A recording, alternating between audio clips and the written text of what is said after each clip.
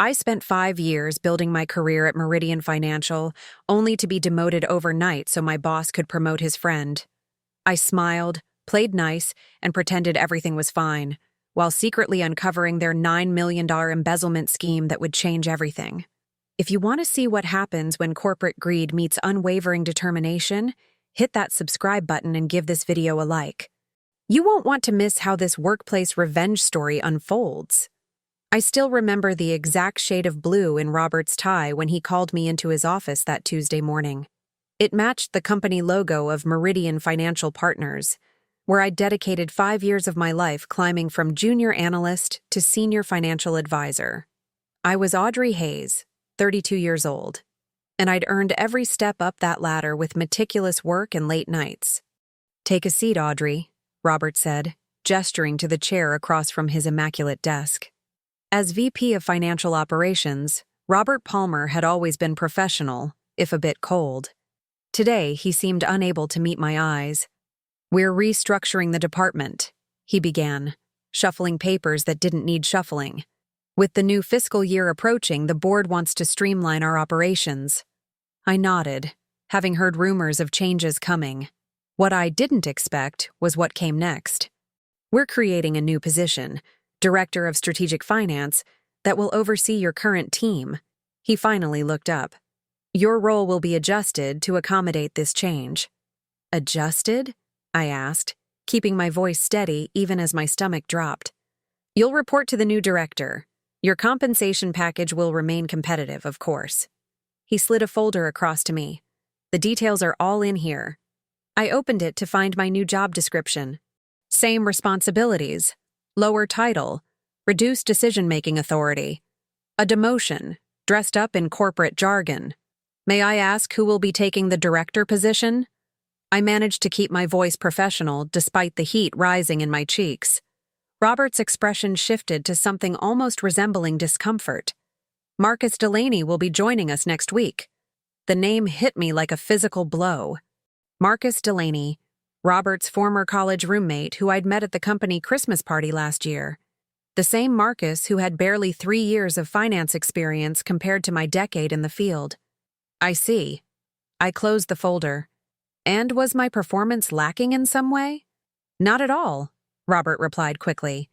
"Marcus simply brings a fresh perspective that aligns with our new direction. We value your contributions, Audrey. That hasn't changed." I nodded, not trusting myself to speak. I left his office with my head high, waited until I reached the bathroom, and then let myself have exactly 2 minutes of angry tears before washing my face with cold water. That night in my apartment, I spread the contents of the folder across my kitchen counter, analyzing every word while nursing a glass of Cabernet. My neighbor and friend Diane sat across from me, her expression darkening as I explained the situation. "That's textbook discrimination," she said. Diane worked in HR at a different company and never minced words. "They can dress it up however they want, but giving your responsibilities to some guy with less experience who happens to be friends with the VP? You could fight this." I sighed, running a finger along the edge of the paper. "Fighting it means painting a target on my back. I need this job, Diane. So what's your plan?" I took a long sip of wine. "For now, I smile and play nice. I document everything, and I watch." The next Monday, Marcus arrived with a corner office and an air of casual confidence that set my teeth on edge. He called a team meeting, my team, and spoke about exciting changes and synergistic approaches, while wearing a smile that never quite reached his eyes. "Audrey has done a fantastic job laying the groundwork," he said, nodding in my direction.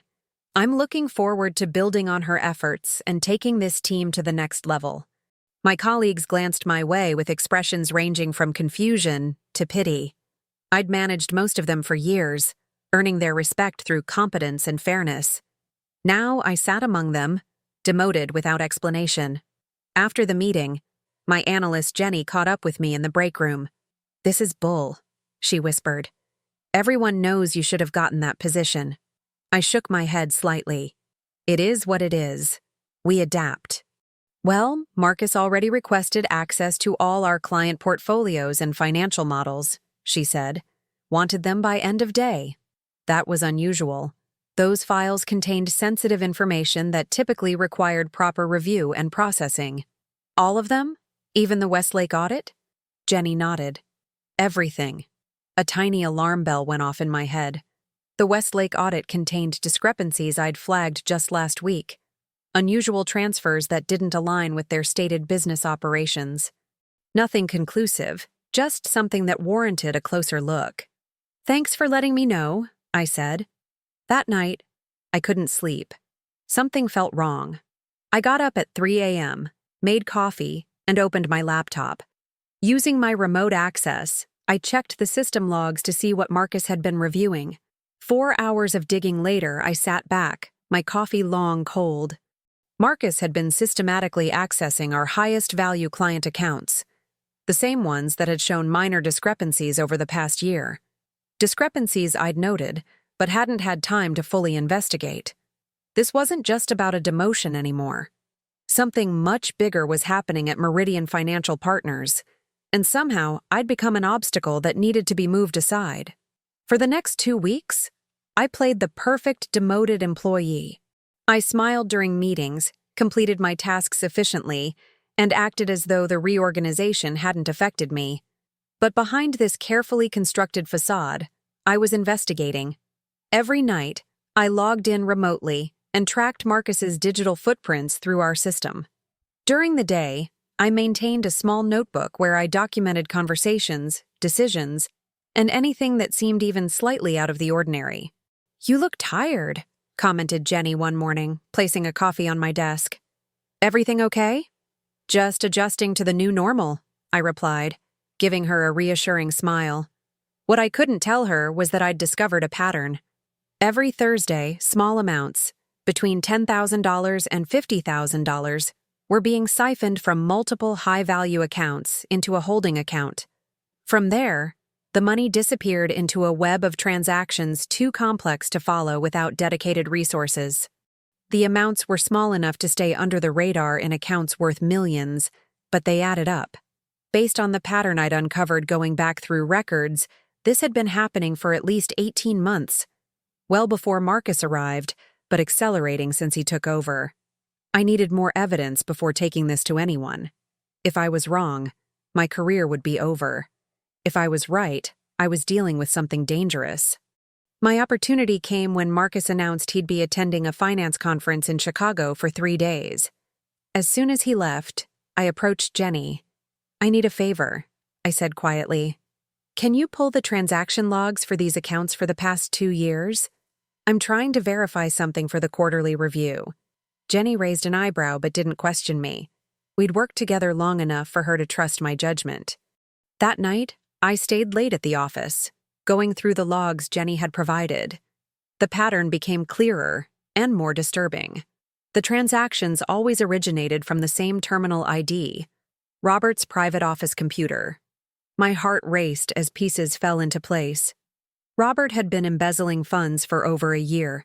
He'd brought in Marcus, his friend, to take over my position because I was getting too close to discovering the truth. The demotion wasn't personal, it was protective. I was so engrossed in the data that I didn't hear the office door open. "Working late?" I jumped, quickly minimizing the screen. Shannon from accounting stood in the doorway, her coat draped over her arm. "Just catching up on some things," I said, trying to sound casual. Shannon nodded. "Me too. End of quarter is always crazy." She hesitated. "Listen, Audrey, I've been meaning to talk to you. I've noticed some unusual patterns in the reconciliation reports. Nothing major, but..." My pulse quickened. "What kind of patterns?" She glanced around and lowered her voice. "Small discrepancies. They're always corrected before final reports, but I've been tracking them. They always originate from accounts you used to oversee before." She didn't finish the sentence. "Before I was demoted," I completed for her. Shannon nodded. "I didn't want to go to Marcus with this. Something feels off about him." "Can you send me what you found?" I asked. "Already did. Check your personal email. I didn't want it on the company server." After Shannon left, I opened my personal email on my phone. Her documentation was meticulous, tracking discrepancies going back nearly 2 years. Combined with what I'd found, the picture was damning. Robert and Marcus had embezzled approximately $9 million over 18 months. I copied everything to a secure drive and went home, my mind racing with what to do next. The evidence was compelling but not absolute. I needed one more piece to be certain. The next day, I casually mentioned to Robert's assistant that I needed 5 minutes of his time to discuss a client concern. "He's booked solid," she said apologetically. "What about lunch? I noticed he usually eats at his desk on Thursdays. I could bring something up for both of us." She checked his calendar. "That might work. He has a gap from 12:30 to 1:15. At 12:40, I knocked on Robert's door with 2 sandwiches from the deli he favored. "Audrey," he said, looking surprised. "What's this?" "Peace offering," I said with a smile. "And I need your input on the Westlake account. Some anomalies I can't quite figure out." He hesitated, then gestured for me to come in. "I only have a few minutes." "This won't take long," I promised. As we ate, I casually mentioned specific transactions in the Westlake account, watching his reactions carefully. When I referenced dates that coincided with the embezzled funds, his right eye twitched slightly, a tell I'd noticed in stressful meetings over the years. "I'm sure it's nothing," I said, gathering my things. "Just wanted to make sure before I closed the file." As I turned to leave, I noticed his computer screen. He hadn't locked it when I entered, a violation of company policy but common for executives who stepped away briefly. On the screen was an email from Marcus with an attachment labeled "Transfer Schedule, May." I'd seen enough. I now knew with certainty what was happening and who was involved.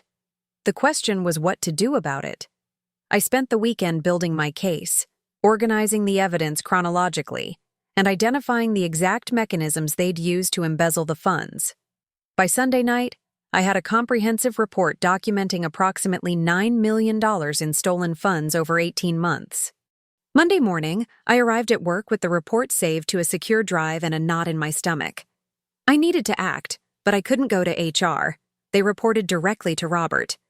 The police were an option, but corporate financial crimes required specialized knowledge, and I worried the evidence might not be properly understood or preserved. The board of directors was my best option. They had ultimate oversight and the power to take immediate action. But accessing them wouldn't be easy. As a demoted manager, I no longer had direct communication channels with board members. That's when I remembered Catherine Winters, the newly appointed board member who had toured our department last month. She'd given me her card after we'd discussed financial risk management strategies. "Always happy to connect with sharp minds," she'd said. I sent her an email from my personal account. "Need to discuss urgent matter regarding financial irregularities at Meridian. Confidential and time-sensitive."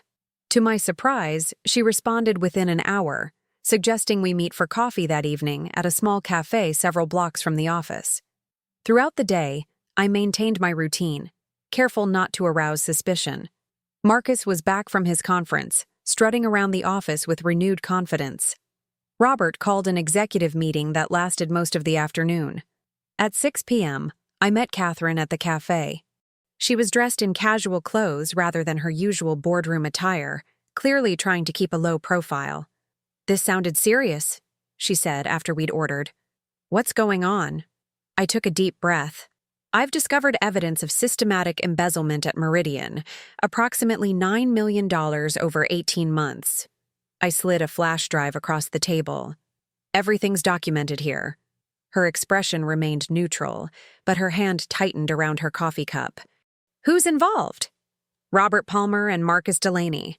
Robert's been running it from the beginning. Marcus was brought in when I got too close to discovering the discrepancies." "That explains your unexpected demotion," she said. "The board was told it was a restructuring decision." I nodded. "It was, just not the kind they claimed."